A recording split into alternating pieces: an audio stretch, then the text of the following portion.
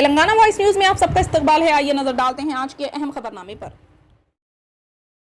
وزیر اعظم نریندر مودی نے ہفتے کو سابق نائب صدر وینکیا نائیڈو کو ان کی 74ویں سالگرہ پر مبارکباد اور نیک خواہشات کا اظہار کیا. تلنگانہ کی میونسپل ایڈمنسٹریشن اور شہری ترقیات کے وزیر کے ٹی راما راؤ نے ہفتے کو کہا کہ دارالحکومت حیدرآباد میں 100% سیوریج ٹریٹمنٹ کا ہدف مقرر کیا گیا ہے جو اگلے سپٹمبر تک مکمل کر لیا جائے گا. راؤ نے آج یہاں کوکاپیٹ میں جلنڈلی کے ذریعے قائم کردہ سیوریج ٹریٹمنٹ پلانٹ STP کا افتتاح کیا. اس موقع پر بات کرتے ہوئے انہوں نے کہا کہ 31 نئے سیوریج ٹریٹمنٹ پلانٹ STP کی تعمیر کل ملا کر 3,866 کروڑ روپے کی لاگت سے شروع ہوں گی. پارلیمانی امور کے وزیر پرہلاد جوشی نے ہفتے کو کہا کہ پارلیمنٹ کا مانسون سیشن جولائی سے شروع ہوگا اور 11 اگست تک چلے گا.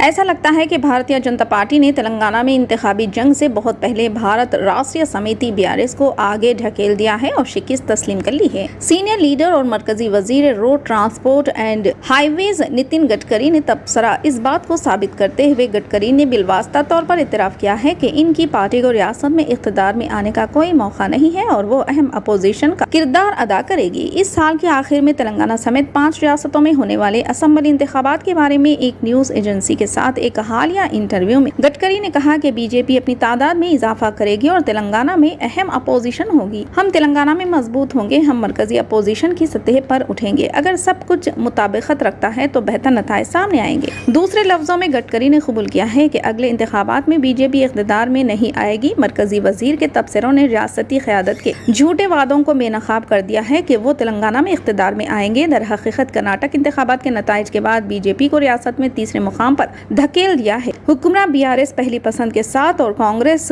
دور دراز دوسرے نمبر پر. گڈکری کے دعووں نے مبینہ طور پر ریاستی قیادت میں کھلبلی مچا دی ہے کیونکہ پارٹی پہلے سے ہی سینئر لیڈروں کے درمیان اندرونی اختلافات کی وجہ سے مشکل میں ہے. پارٹی ذرائع کے مطابق گڈکری کے تبصرے ریاستی قیادت کو اچھا نہیں لگے. وہ اس معاملے کو پارٹی ہائی کمان تک لے جانے کا منصوبہ بنا رہی ہے. طالب علموں پر دباؤ اور بیگ کے بوجھ کو کم کرنے کے علاوہ مختلف سرگرمیوں کے ساتھ سیکھنے کو مزید پر لطف بنانے کے لیے محکمہ اسکول ایجوکیشن نے اس تعلیمی سال سے تمام اسکولوں میں ہر ماہ کے چوتھے ہفتے کو بیگ لیس دن کے طور پر منایا. State council of education research and training SCERT جو محکمہ اسکول ایجوکیشن کا ایک ونگ ہے, اس نے پہلی سے 10ویں جماعت کے طلباء کے لیے بغیر بیگ کے 10 دنوں کا ایک ہینڈ آف نکالا. اس کے مطابق 3 سیشن ہوں گے. شو ٹائم, تفریحی اسٹیشن اور پرائمری سیکشن کے لیے تخلیقی حلقہ. کلاس پہلی اور دوسری طلباء سے کہا جائے گا کہ وہ اپنے خاندان کے بارے میں بات کریں, خاندان کے کسی فرد کے نقل کریں اور اس سیشن کے حصے کے طور پر خاندان کے کسی فرد کا خاکہ بنائیں جس کا مقصد مواصلات کی مہارت اور تخلیقی صلاحیتوں کو فروغ دینا ہے.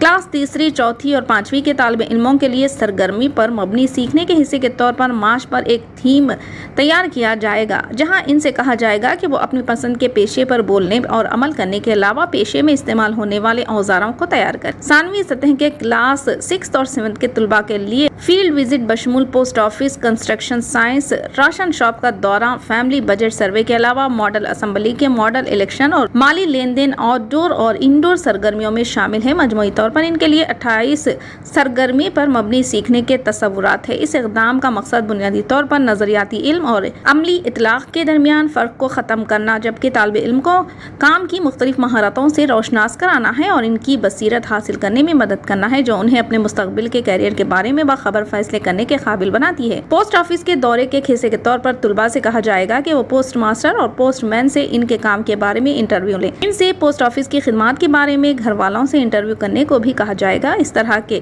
دورے سے طلباء کو تجرباتی طور پر سیکھنے کا موقع ملتا ہے. وہ کیریئر کے مختلف مواقع کے بارے میں جان سکیں گے. ایک اہلکار نے کہا سیکنڈری اسکول کی سطح کے طلباء کو مصنوعی ذہانت کی بنیادی باتوں اور اس کے استعمال اور کیریئر کے موقع سے بھی متعارف کرایا جائے گا.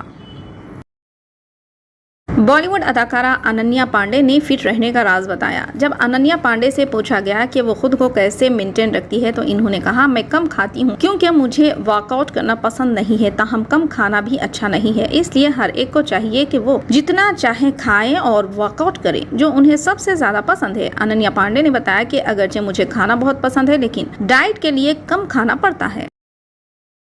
فی الحال کے لیے اس خبر نامے میں بس اتنا ہی. دیکھنے کے لیے آپ کا بہت بہت شکریہ. اگر آپ نئے ہیں اس چینل پر تو سبسکرائب ضرور کر لیں اور بیل آئیکن کو دبا لیں تاکہ ہماری ہر خبر آپ تک پہلے ملے.